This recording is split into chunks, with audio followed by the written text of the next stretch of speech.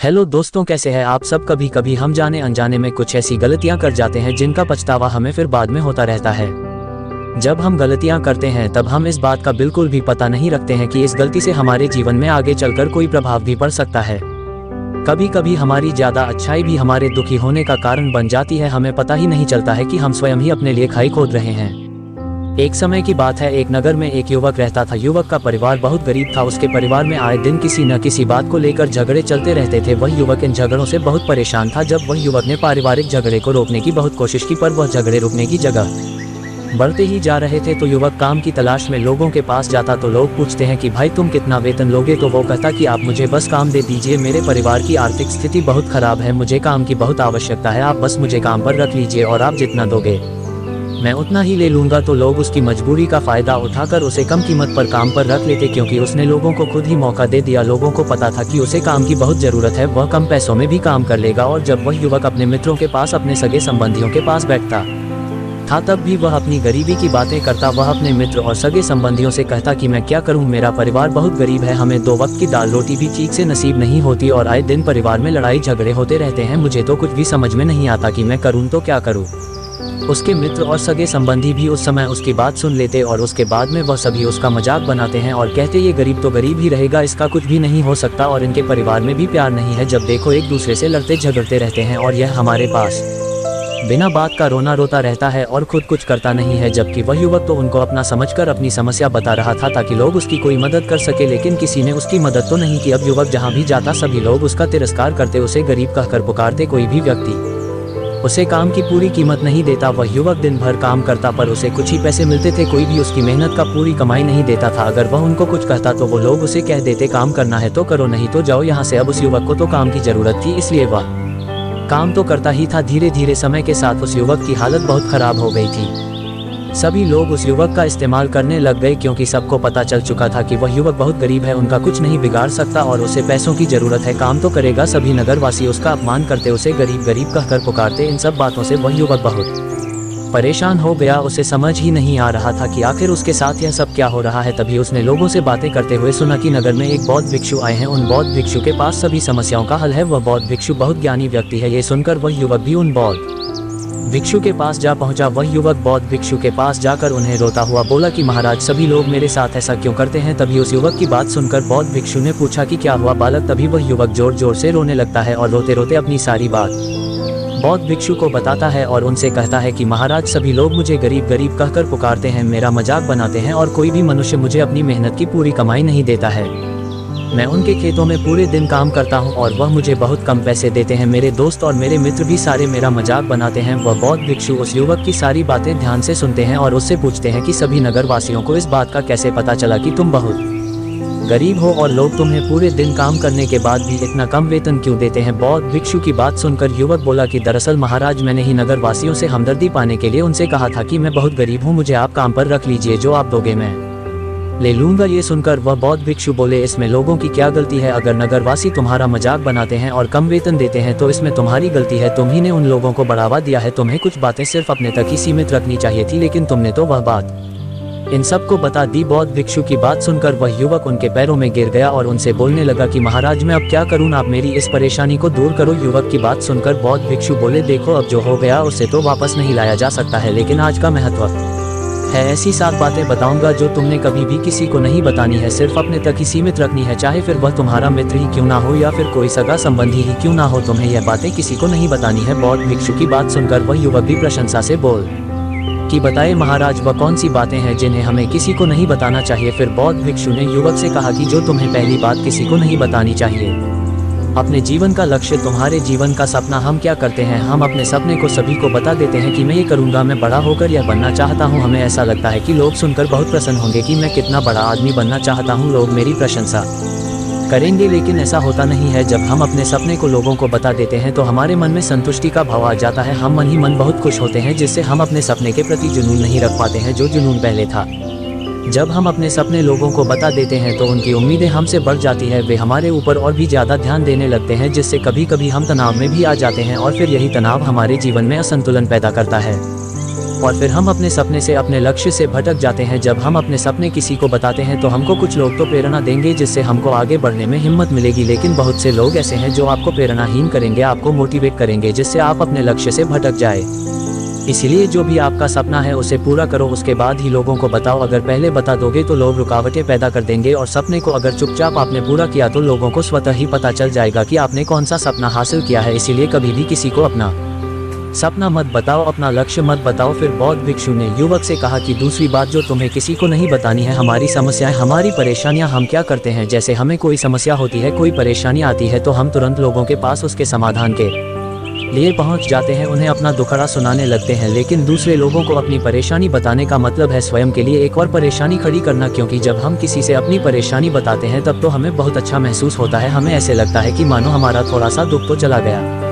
लेकिन सभी लोग हमारी परेशानियां कम नहीं करते बल्कि उन्हें और बढ़ा देते हैं और हमारे सामने कई नई परेशानियां खड़ी कर देते हैं। हम जितने लोगों के साथ अपनी समस्याएं बताते हैं उनमें से 70% लोग तो ऐसे होते हैं जिनको हमारी परेशानियों से कोई फर्क नहीं पड़ता, बल्कि वह तो हमारा मजाक बनाते हैं। और 20% लोगों को ये जानकर खुशी होती है, और 10% ऐसे लोग होते हैं कि जिनको थोड़ा बहुत फर्क पड़ सकता है कि हम कितने परेशान हैं। लेकिन फर्क पड़ने का मतलब यह नहीं है कि वह तुम्हारा साथ दे ही देंगे। जब लोग हमारी परेशानी, हमारी समस्याओं का मजाक बनाते हैं तो हमें बहुत बड़ा दुख होता है। इसीलिए हमें कभी भी अपनी परेशानियां किसी को नहीं बतानी चाहिए, स्वयं ही उनका हल खोजना चाहिए, क्योंकि हमें हमसे बेहतर कोई नहीं जानता और हम खुद ही बिना किसी की मदद से हर परेशानी से बाहर निकल सकते हैं।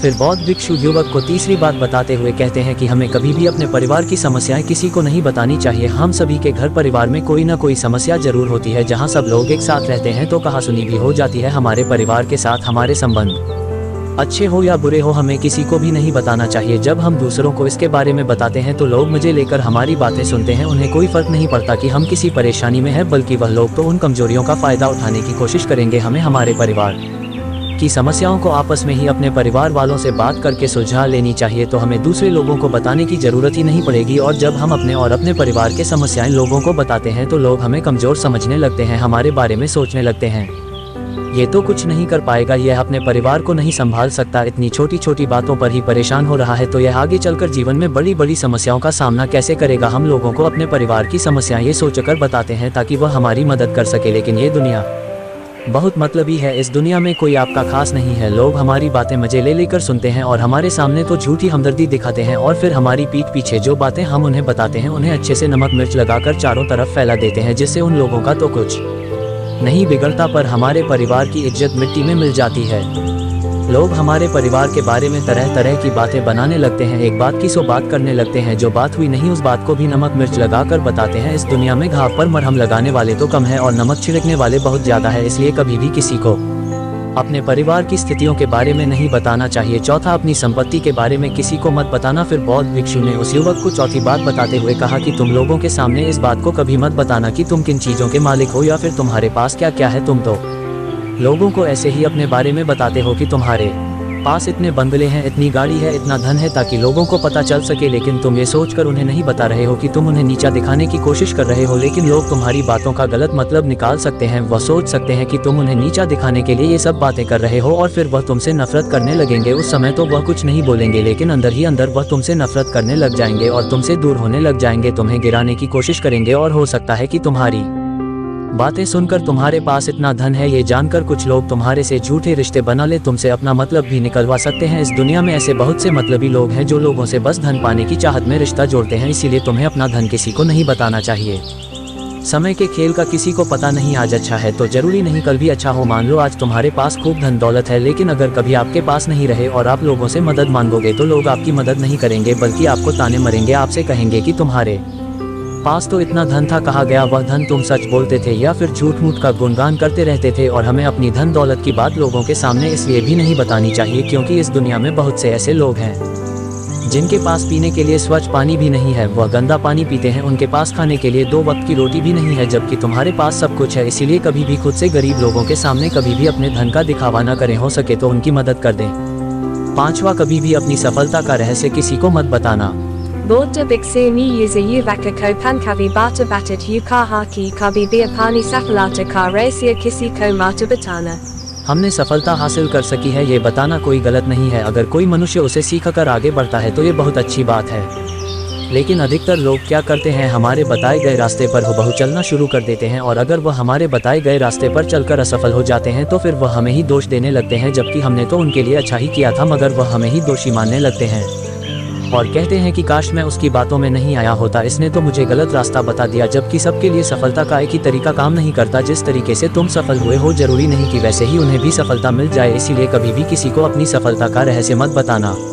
अगर कोई मनुष्य सच में तुमसे सफलता का मार्ग जानने की कोशिश करे और उस कार्य में उसे बहुत लगन हो और वह बहुत दृढ़ संकल्पी हो कि नहीं मुझे तो ये कार्य करना ही है, तो तुम उसे जरूर बता सकते हो, लेकिन तुम आगे से कभी भी किसी को कुछ मत बताओ, नहीं तो अगर वह लोग असफल हो जाएंगे तो वह तुम्हें ही दोषी मानने लगेंगे। उन लोगों को इस बात से कोई फर्क नहीं पड़ता कि तुम उनके लिए अच्छा कर रहे हो, वह असफल होने पर तुमसे घृणा करने लगेंगे, तुम्हें भला बुरा बोलने लगेंगे।